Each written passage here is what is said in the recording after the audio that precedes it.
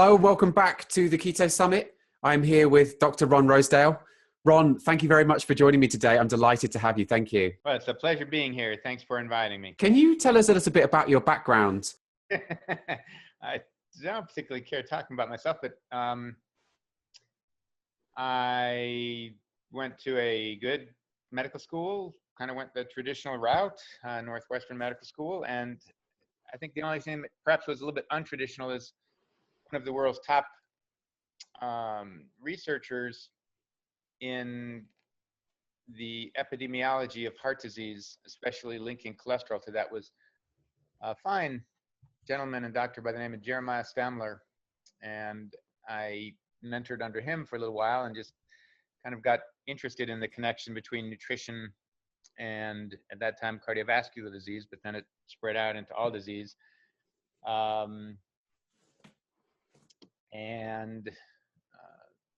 Then I took some cardiology training, got interested in the connection between insulin and disease about a quarter of a century ago, and started talking all over the world, but prior to really the internet being popular. So I remember giving these talks just using the regular old slide projectors and overhead projectors and that sort of stuff. But it got the ball rolling on the importance of insulin in disease. And then, as I say, that's about a quarter of a century ago, 25 years ago. In fact, I just recently came across the actual slides, that I used in a presentation from long ago, and was pretty surprised at all the stuff I talked about then. I think it was the first mention of the glycemic index at that time, and small dense LDL. Syndrome X is what it was called, which was basically insulin resistance, and the importance of insulin in cardiovascular disease. That insulin resistance is really what caused diabetes, type 2 diabetes. And I spoke at that time, 25 years ago, on the importance really of a high-fat diet in treating diabetes and cardiovascular disease, which you have to understand, 25 years ago, this was, pretty unheard of. I mean, fat, this was at the peak of fat being vilified as public enemy number one, really. This was met with certainly a lot of skepticism by physicians, but then there were some that really kind of took it to heart, as it were. The science I presented, I think, was pretty compelling, even at that time. And then I connected the importance of leptin to disease, especially obesity, and how it was connected with insulin. And then about 11 years ago, I connected the importance, and even I should mention 25 years ago, a few other people subsequently went to a low-carb diet.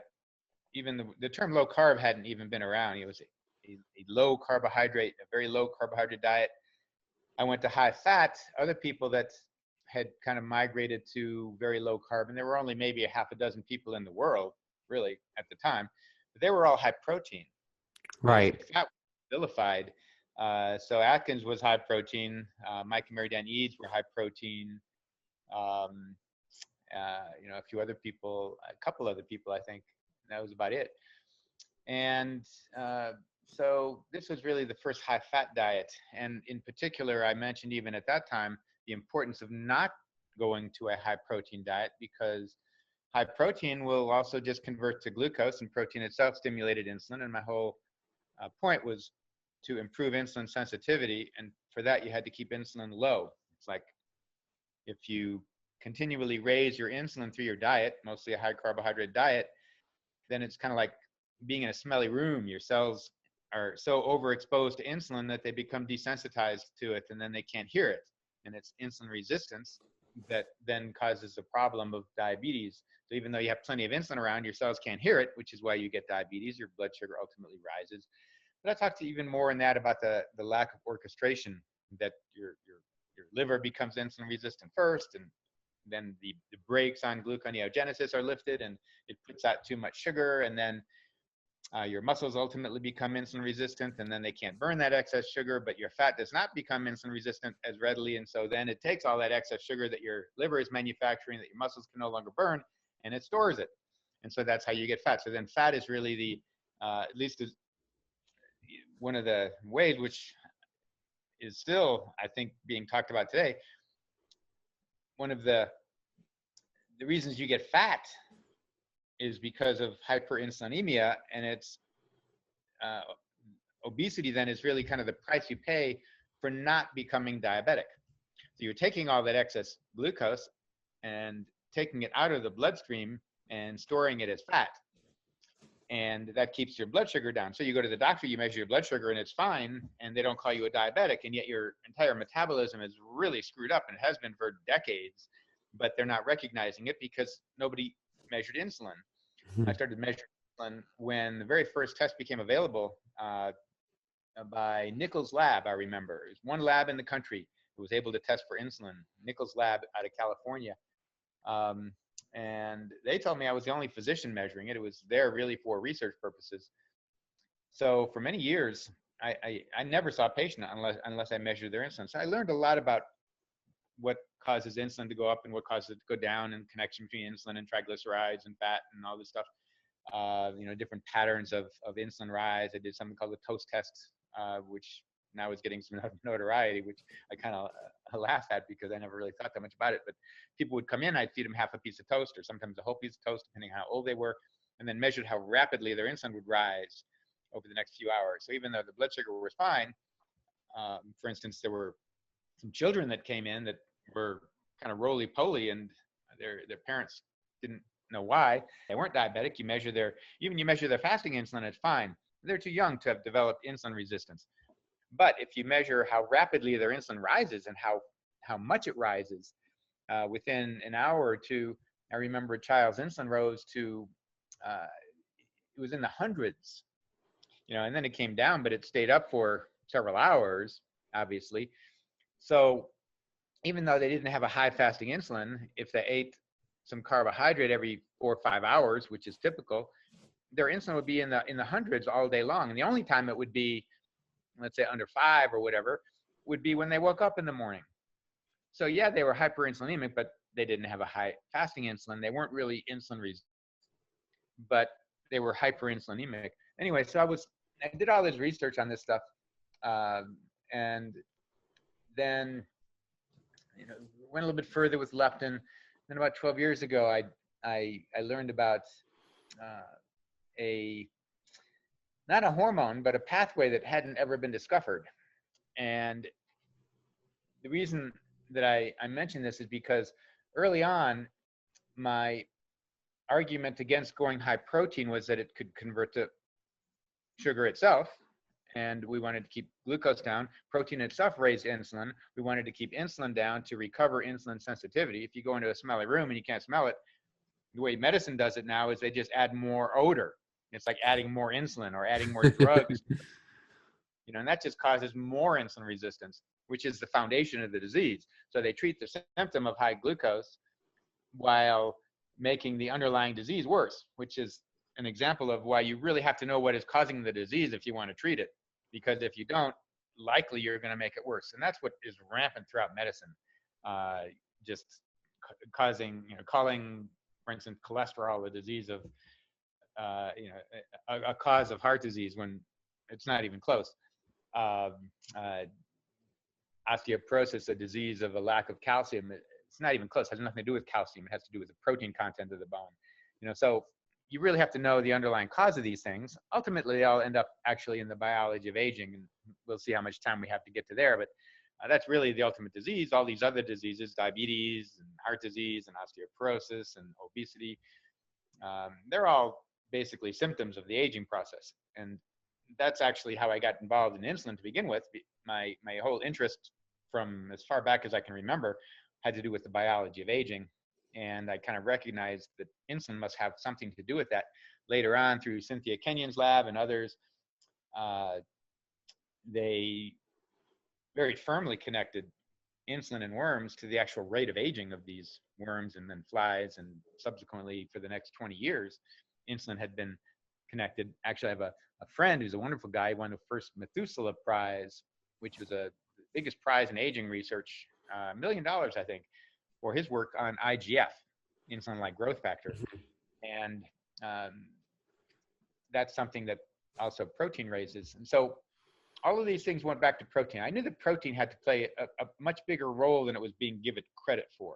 So that early on, when kind of the birth of low carbohydrate, there were essentially two camps, but nobody really distinguished. Low carbohydrate itself was so novel that anything that was low carbohydrate was all lumped together.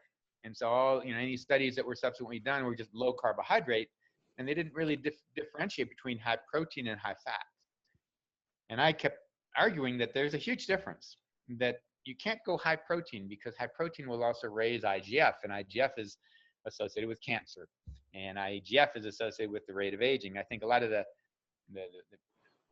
problems with insulin really have to do with IGF. So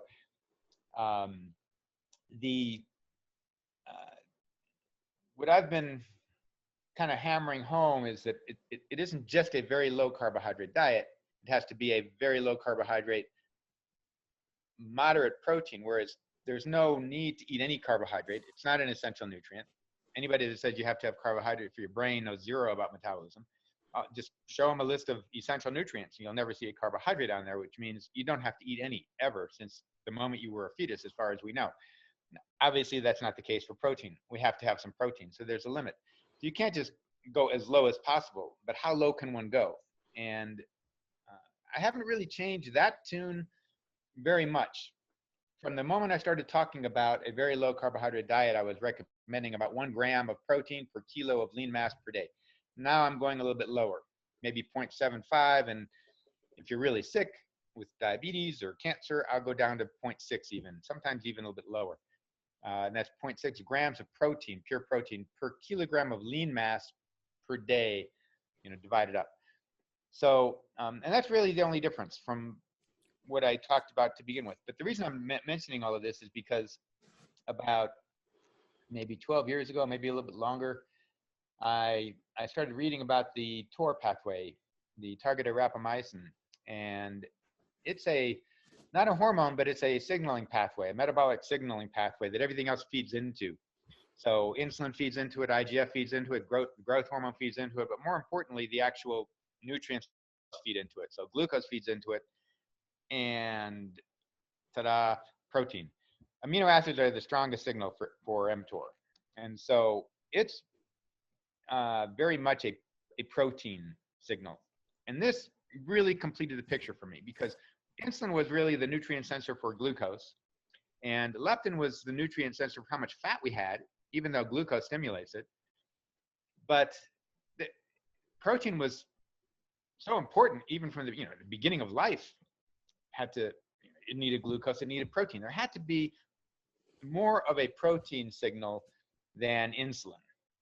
Insulin does signal protein too, but it's really a weak signal. Its main claim to fame is to signal glucose. What signals protein?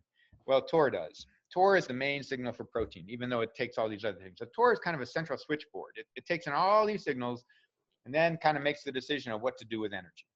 So once it gets all the input, once it gets all the feedback from all these nutrient sensors, it decides, do we have enough energy and parts to make babies, or should we upregulate maintenance and repair and stick around another day or another week or another year so that we can make babies at a future, more opportune time? Here we're talking about cellular babies.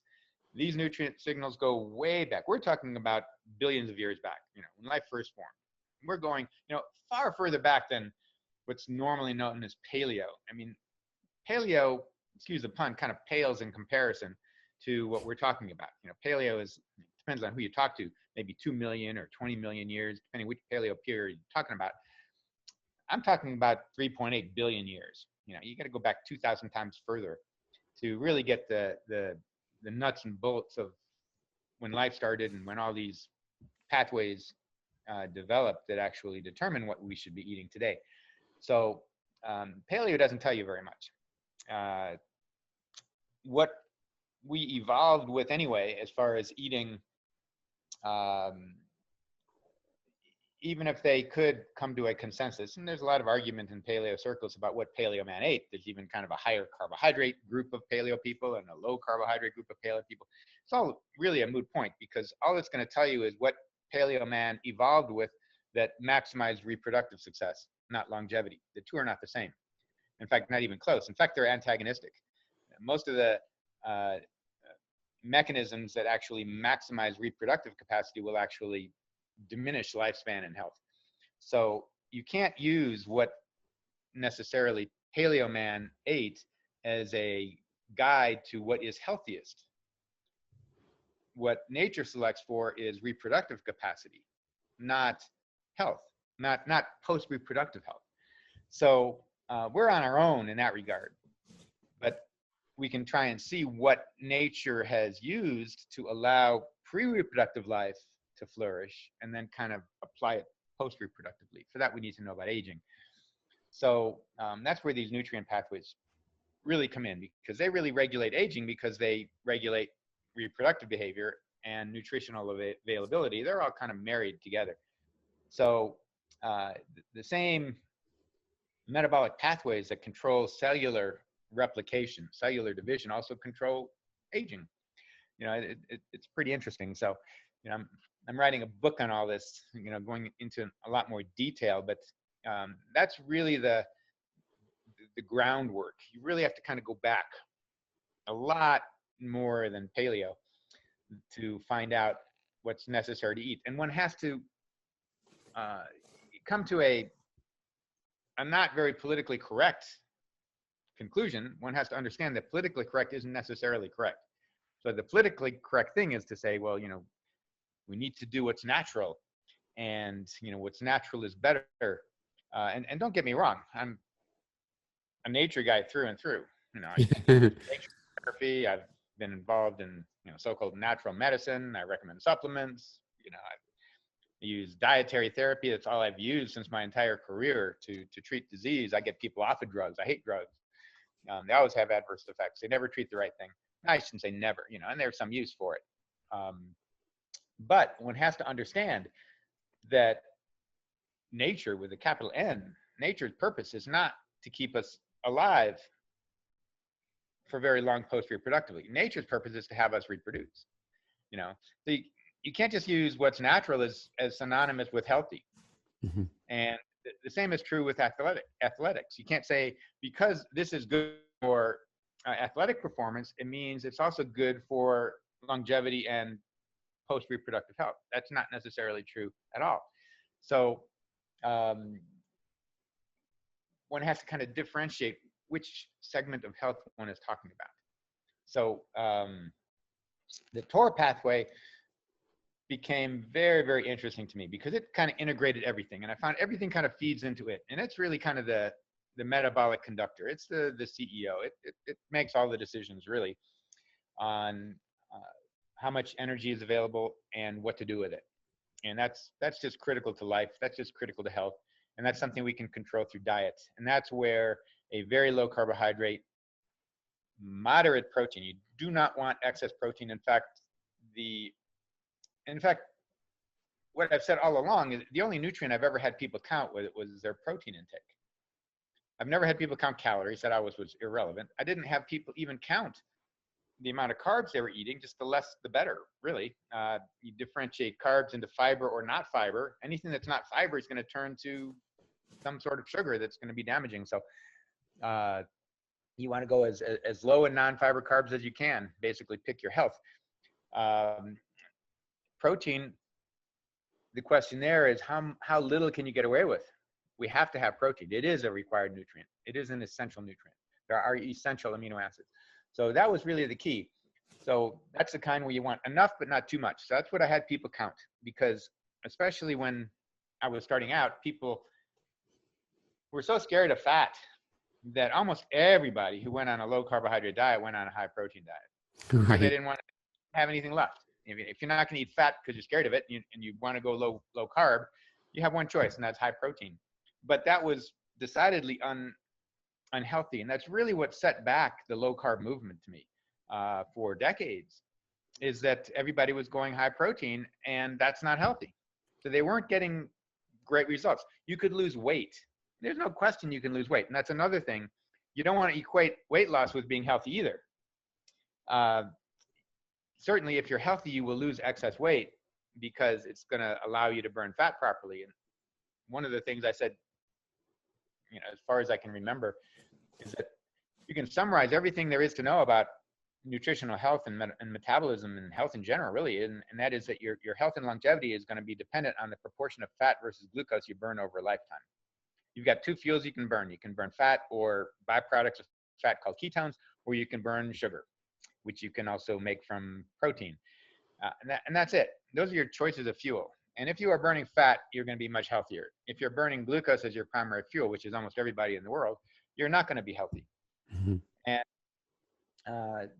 and that's really the key. You want to take in protein so that you can use it to rebuild yourself, but not excess that you would be turning it into glucose through gluconeogenesis. And that's really the key. So you want to eat just enough, but not too much. And so do you think that's why the Atkins diet became so popular, was because people were afraid of fat? And well, no, it was a weight loss. Okay, it wasn't.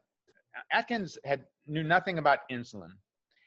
Atkins and most of the other people that were going into low carb were doing it for weight loss. And you have to understand, weight loss is not synonymous with health either. I mean, when you get cancer, you're going to lose weight. Everybody who gets cancer loses weight. That's not what you want. If you eat cyanide, you'll lose weight. It's actually a very great weight loss agent if you use it properly, but not too many people are going to do that. And there's an uncoupling, like uncouples the mitochondria. It's a price one can pay if you eat a little bit too much. So it's just, when you die, you're going to lose weight. Losing weight is not a sine qua non of health. Athletic performance is not a sine qua non of health. There's other definitions that have to be confronted. And I won't go into that right now, but it just you have to understand that you can't use Paleolithic health. You can't use the ancestral health that's been popular to determine what there is. You really have to use the biology of aging, and that's what there is. And what was your question a little bit ago? I said, do you think this is why the Atkins diet became so popular, was because people were afraid of eating fat? And you said that carbohydrates were the new villain, so that only really left one macronutrient for people to eat. And so they ate tons of bacon and steak and whatever. Yeah, high protein. Well, the key there was that a protein diet is a very good weight loss diet. People will lose weight on a high protein diet. There's no question about that. But it's not healthy for other reasons. And today I know that the main reason it's not healthy, then I knew it wasn't healthy because that excess protein, a lot of it would turn to glucose. A lot of the, protein itself will stimulate insulin and keep insulin up and not be as optimal to improve insulin sensitivity. So when I saw my diabetics, the first thing I would do is really stress to them to not eat a high protein diet. And if they were having trouble getting their blood glucose down, the first thing I would do is lower their protein even more. I'd lower them sometimes to 0.5 grams per kilo per day, per kilo of lean mass per day, and their glucose would come down. I saw readily that by restricting protein, you would much more readily bring their glucose down and get them off of insulin or other drugs. By the way, type 2 diabetes is one of the easiest diseases that I've ever treated. It's really easy to reverse, but they have to eat the right diets, and you have to kind of reverse some nutrient deficiencies, sometimes magnesium and stuff like that. But the reason that the Atkins diet and other what amounted to high protein diets became popular is because they were good for weight loss. Again, weight loss is not synonymous necessarily with health. So it wasn't necessarily the best diet for diabetes, although it would improve their diabetes. There's a lot of things, and another point that we need to make is that the typical American diet is so bad that if you make almost any changes, you're going to improve it. I love that. It's like shooting fish in a barrel. Yeah, you can come out with a the blood type diet. You can come out with the no Coke diet. You know, you can name a multitude of 200 diets, and they're all going to improve what people started out with. But then people confuse improvement with a good diet. You know, because something is better than bad doesn't mean it's good.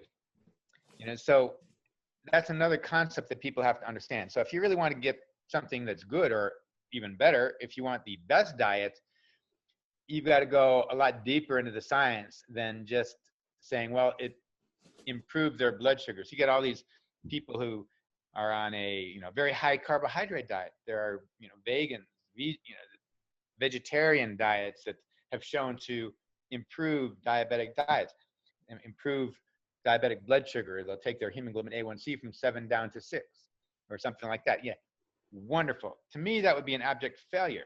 They still have diabetes, and having a hemoglobin A1C of 6 is not good to me.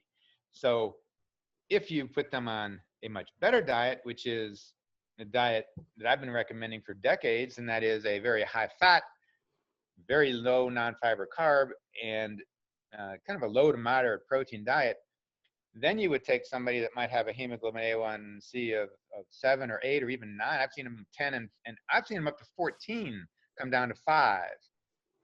That's So amazing. diets that were 2,000 to 3,000 come down to 200 in a couple of weeks, a few weeks, maybe more than a couple, maybe 2, 3 weeks, 3, 4 weeks, I suppose.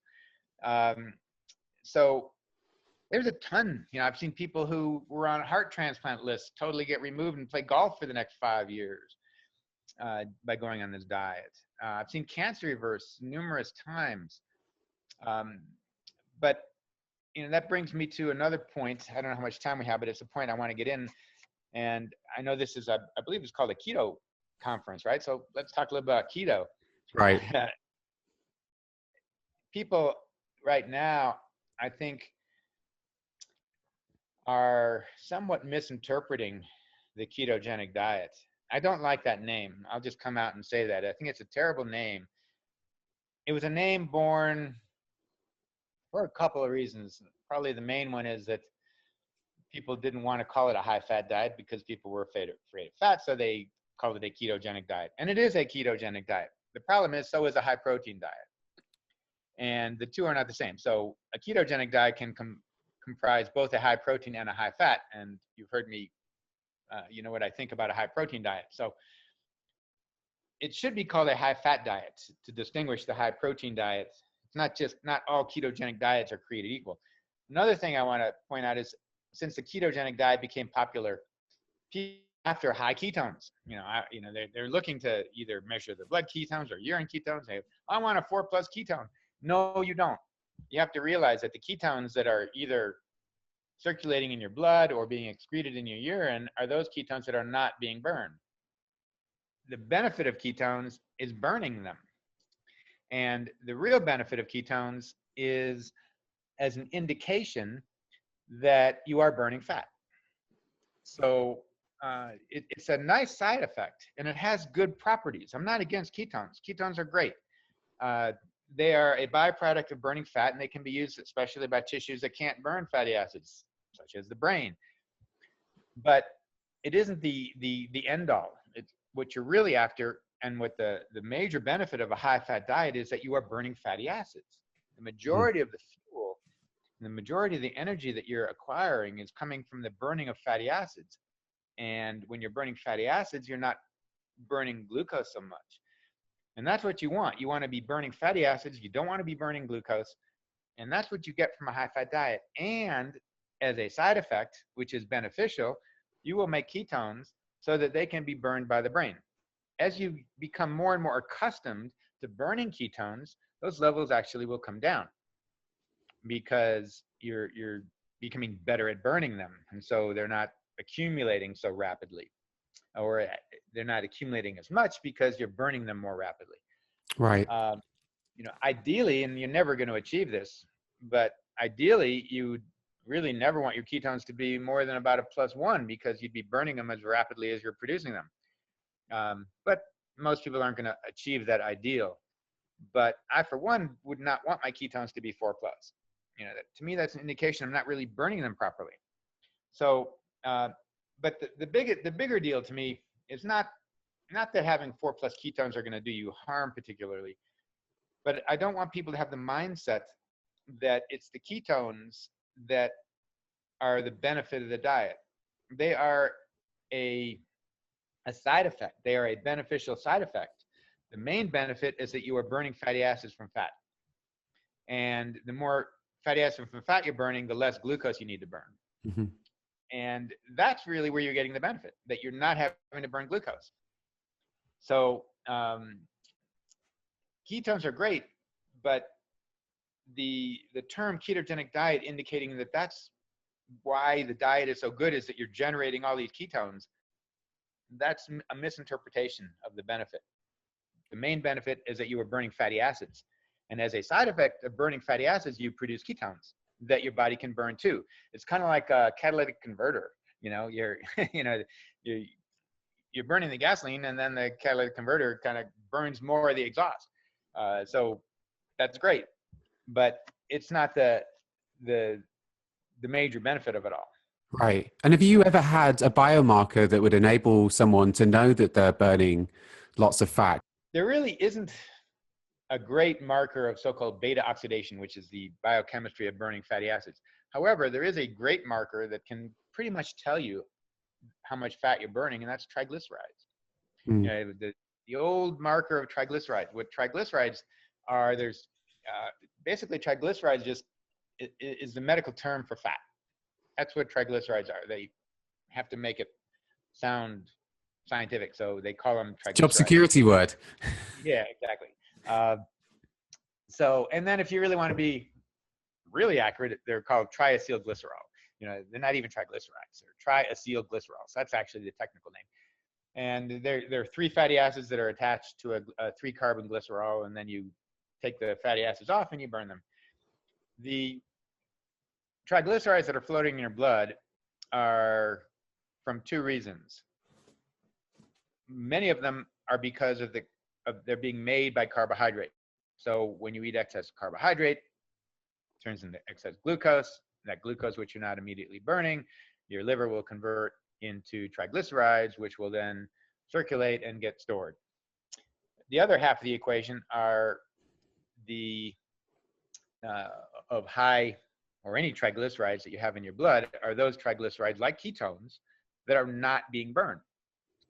So when you have high triglycerides, it's an indication that you're not burning fat very well.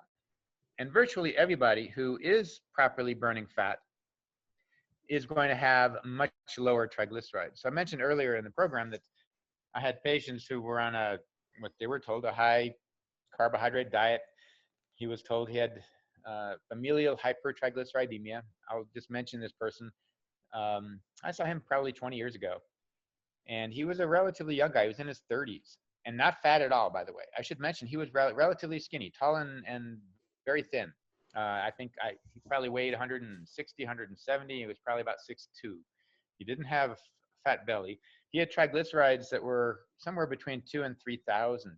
Oh, wow. Cholesterol that was very high, LDL that was very high. He was taking every anti-lipemic drug that you could take.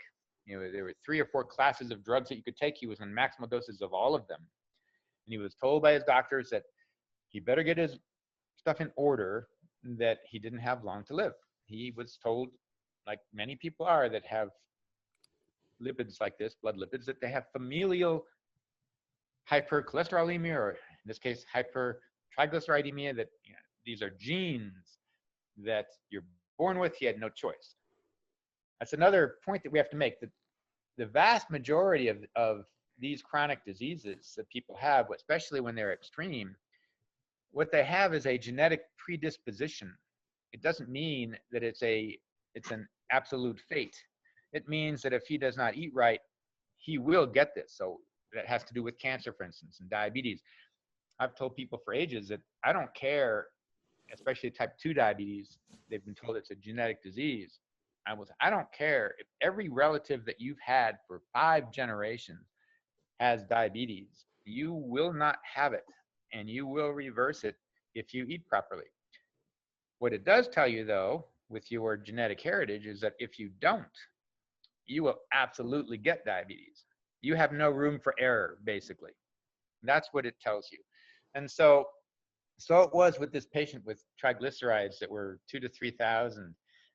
The very first visits that I saw him, which I did with every patient, I took him off every cholesterol and triglyceride lowering drug he was on, right from that day one.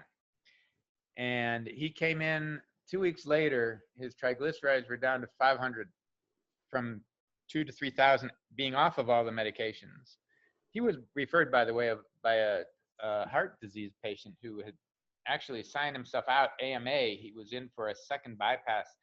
His first one was such a bad experience, and long story short, he was a really bad diabetic also. Was able to reverse his diabetes 100%. This was a friend of him.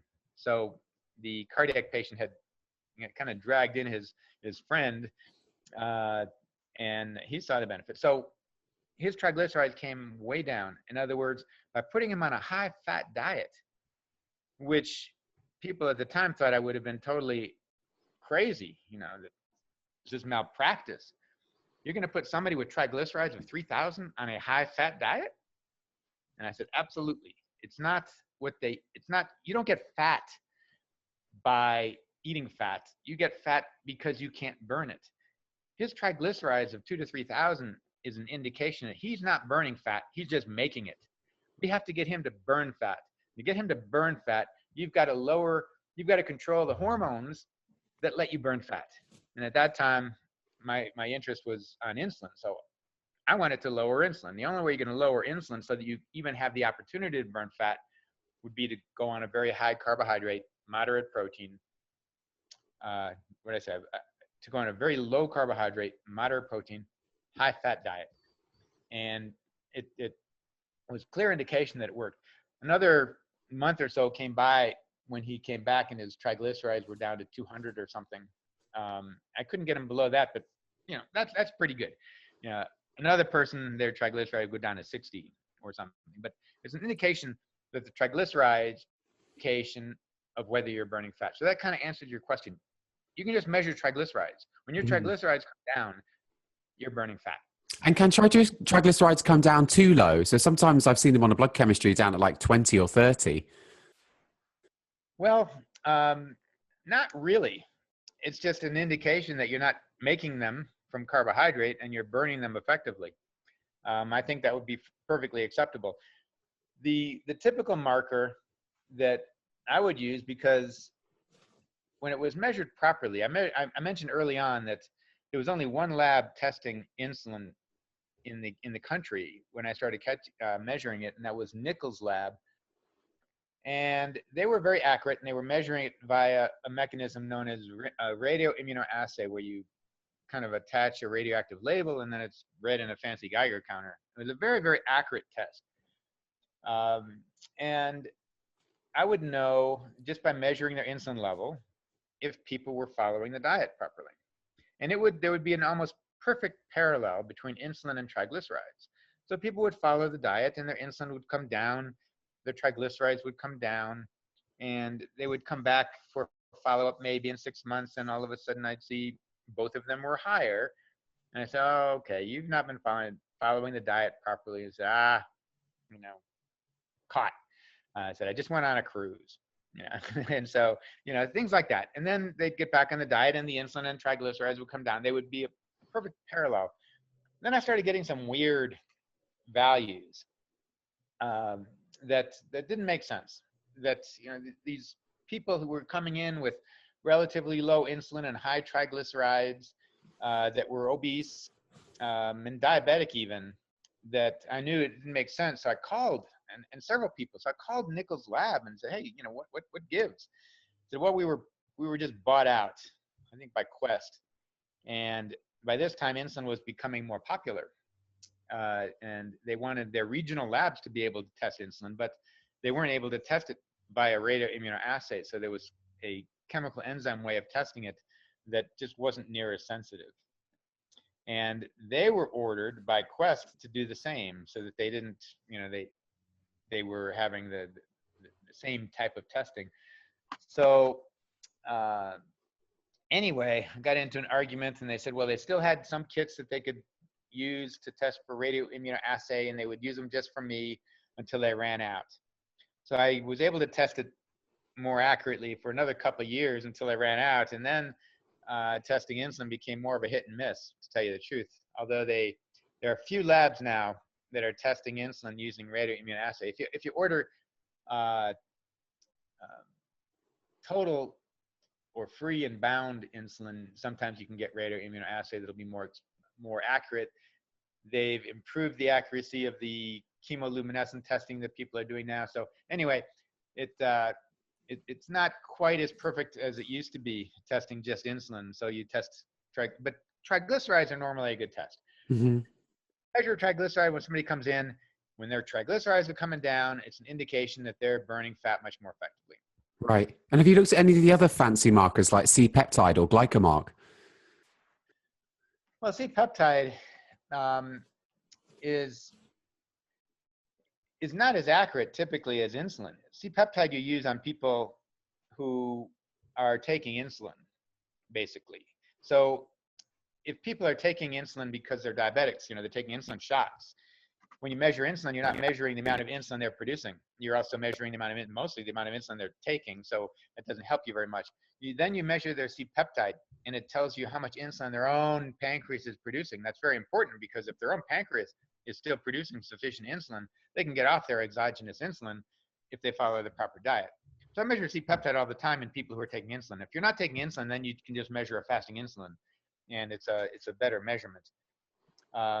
You can also measure proinsulin, and then there's proinsulin-insulin ratio. So there's various permutations that can kind of measure the health of the islet cells that produce insulin. Of course, then there are islet cell antibodies that you can measure, GAD antibodies for that sort of thing, but we're getting into a more technical thing. That's mostly what you'll do with type 1 diabetics. But I found that the two most important markers for me to this day, still, if you can have it done accurately, is to measure insulin and leptin.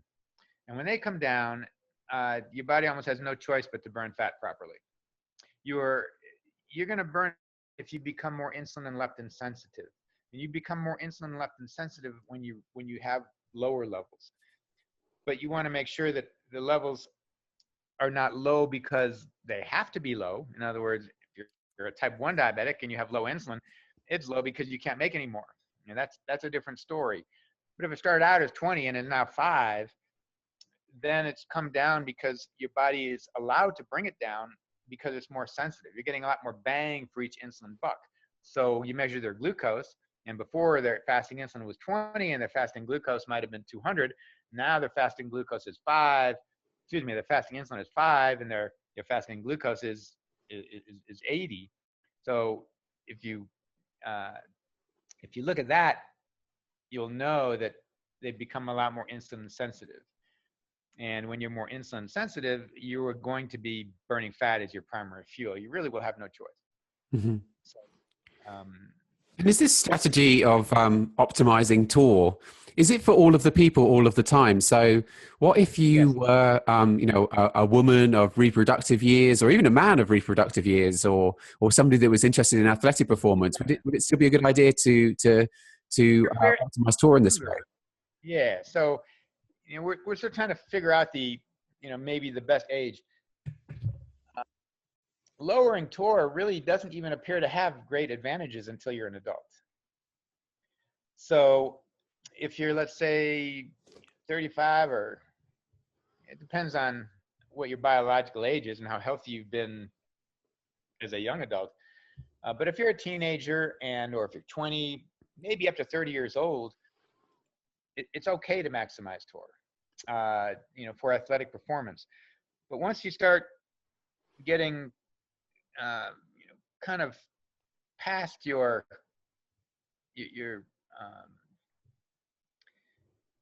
once you've kind of reached your adult age, which might be 30, might be 40, it kind of plateaus for a little bit before you kind of start going downhill a little bit as we age.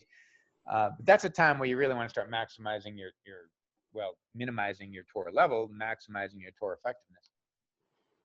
So, and they've even shown that it doesn't make any difference. Let's say feeding rapamycin. TOR stands for the target of rapamycin. Rapamycin itself is a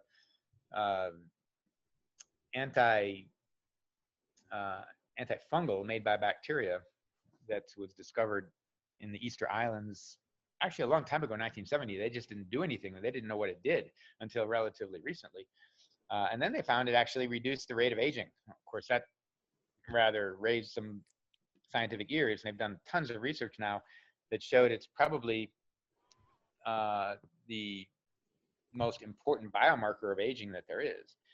It is the reason that calorie restriction works in laboratory animals. It lowers TOR. But feeding rapamycin to younger animals had no greater effect than when it started out, when, let's say, a mouse was maybe around 40 US or 40 adult human years. So you don't really benefit from lowering TOR as a child or a teenager or young adult. The advantage will come more as an adult and post-adult. Well, there's not really a post-adult until you're dead, but you know what I mean. I do. So is there anything else that people should worry about then? So there's protein intake that you talked about, and it's eating a high-fat diet, very low carbohydrate. What about calories or intermittent fasting or anything like that? Is there anything else that people need to think about when optimizing TOR? Well, calories. You already told me that you didn't care about calories, right? Count calories. I think, it's in all of science, just for scientific principle, it's impossible to prove anything. That's been shown. You can't ever prove something conclusively. You can prove beyond a reasonable doubt, and that's pretty much all you can do. But you can prove something wrong. Right. You can't prove anything right, but you can prove something wrong. And if there is something that is proven more wrong than maybe anything in the history of nutrition, almost medicine, and that is that counting calories does not work. You're not going to permanently lose weight properly or improve your health for any length of time counting calories and restricting them unless you pay attention to the kind of calories that you're eating. That's really the key. So if you are eating the right calories, and if you are lowering leptin in particular, and you improve leptin sensitivity, you have no choice but to burn fat. And if you are burning fat, your cells will be eating all of the time, even when you're not putting food in your mouth. Your cells that eat, you don't actually eat. You just process the food and you feed your cells.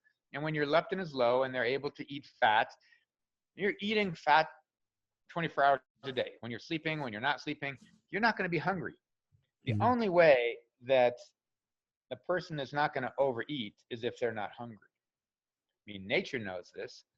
The fact that medicine hasn't picked up on this is totally baffling to me. I mean, we've got two biological imperatives, and that's it.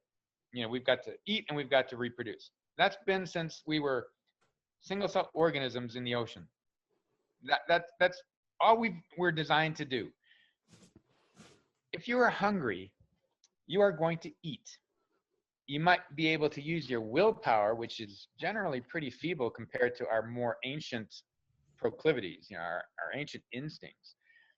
So yeah, you can use your mentation, your cortex, to say, I've reached my 2,000 calories. I'm not going to eat anymore. I'll do that today. I'll do that tomorrow. I might do that next week. I might do that for a month. I will lose 20 pounds. I'm determined to lose 30 pounds. I won't do it for 3 months. And you will bite your nails and you'll run and you'll do whatever you can to not go past your 2,000 calories. Ultimately, you're going to go off the wagon. And that's called yo-yo dieting. And you will splurge, and you will not only go past your initial weight. I mean, you're not only go back up to your initial weight after you've lost your 30 pounds, you'll not only gain those 30 pounds, you'll gain another 10 or 20. And that's what yo-yo dieting is. So the one thing that has been shown is that trying to count calories to lose weight or be healthy will lead to yo-yo dieting, and it actually will lead to greater weight gain than when you started. So it doesn't work. And there are much deeper reasons to this that I can't go into right now, but I know that Gary Taubes wrote a book, Good Calories, Bad Calories. It kind of goes into it in a kind of a, you know, a good way, but there are far deeper reasons even than that, that it isn't calories that matter. It's the kind of calories you eat. And one of the biggest things I've been saying ever since I started talking about health decades ago is that you eat to control the hormones that will regulate what your cells eat. So it's not a matter of what, you know, you're just eating, you eat fat and you get fat, or you eat carbohydrates and you'll burn this. Every meal you take, you're affecting really critical, the most critical hormones in your body. You're affecting insulin, you're affecting leptin. We know now you're affecting mTOR, which is not a hormone, but a switchboard of hormones. And it is those nutrient pathways that will then tell your cells what to eat. And whether they eat fat or whether they eat glucose, or especially whether they burn fat or whether they burn glucose. And what I said a while ago is that your health and lifespan is going to be determined by which of those you burn on a consistent basis. And if you burn glucose as your primary fuel, you're going to crave it all the time, because we don't store much. And that which we do store, your body wants to keep for anaerobic emergencies. The reason we have glucose around for the most part is because you can burn it without oxygen. So if you've got to sprint away from a lion or any type of extreme exertion, you better have some glucose around. So we always keep a minimum amount of glucose around, so we have a auxiliary anaerobic, so-called without oxygen, fuel to burn for emergencies. But we don't store energy as such. We have a little bit as glycogen. We couldn't live a day if we had to just burn glucose and had no fat, other than converting it. I mean, if we had to just burn glucose from our blood or glycogen. Our biggest source of glucose is actually protein, our muscle and bone. And there's the problem, because if we are addicted, if our hormones are telling our cells that they have to burn glucose, during the day we can constantly eat it. And as we constantly eat that glucose to meet our glucose addiction, we're constantly raising insulin. We're getting more and more insulin resistant. We're making more and more fat out of that glucose. But we can't time because we have to sleep. And so then when we're sleeping, we're going to still burn glucose.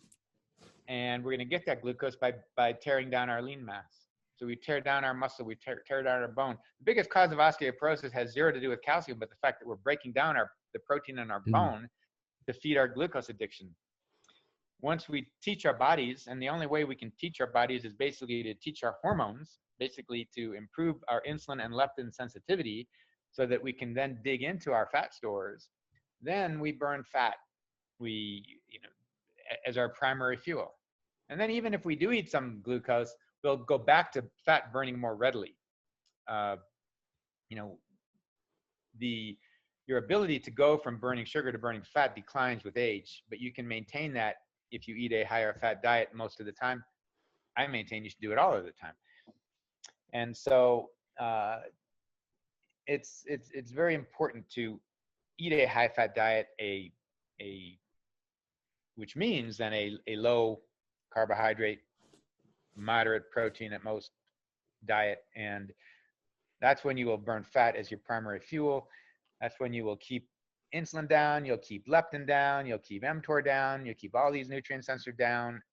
It'll allow you to burn fat. It will increase your ability to basically recycle old worn out parts in a process known as autophagy, which is they're finding very critical to the aging process. You really want to keep that going as much as you can.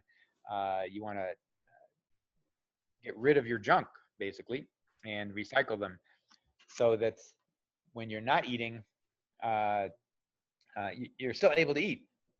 But here you're not going to break down your good parts. You're not going to break down your good bone and your good muscle.